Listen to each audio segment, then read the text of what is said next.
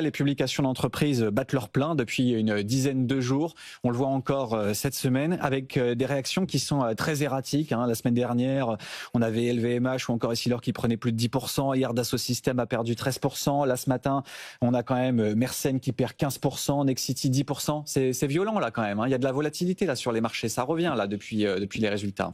Oui, je crois qu'il y a une polarité, vous le venez de le mentionner dans le marché, entre la tech où les free cash flows se maintiennent, donc c'est plutôt rassurant, mais ça reste sur des niveaux de valorisation élevés, et où en Europe, il y a un manque de visibilité. Il y a quand même à l'est les droits de douane, les fameuses Trump trade. Donc c'est un problème, c'est impactant sur la devise aussi, qui là aussi le dollar continue à être déprécié. Donc ça, on le voit sur l'échange de toutes les sociétés qui exportent. Il y a un problème. À droite, il y a toujours une guerre en Ukraine, donc et des sujets qui sont prégnants au niveau énergétique, même si le pétrole est bas. Je dois le dire, à ce moment-là.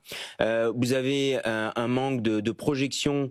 Quand vous regardez les PMI, c'est flagrant. Les entrepreneurs ont du mal en Europe à se projeter entre cette guerre commerciale, cette guerre militaire, la petite stagflation qui guette, puisque là aussi une croissance très molle en Europe, avec possiblement, je dis bien possiblement, des baisses de taux, mais un retour de l'inflation. Donc on est dans ce contexte possiblement stagflationniste pour 2026, où il est compliqué je me mets à la place des dirigeants d'entreprise, de savoir où investir et où, là aussi, comment atterrir sur 2026. Néanmoins, les objectifs sont confirmés cette année dans la plupart des sociétés là qui publient leurs résultats cette année, voire même certaines sociétés relèvent leurs objectifs. C'est le cas ces dernières heures de Sanofi, de Safran, de Accor. Ça montre quand même que malgré tous ces soubresauts, toutes ces incertitudes, les entreprises gardent le cap.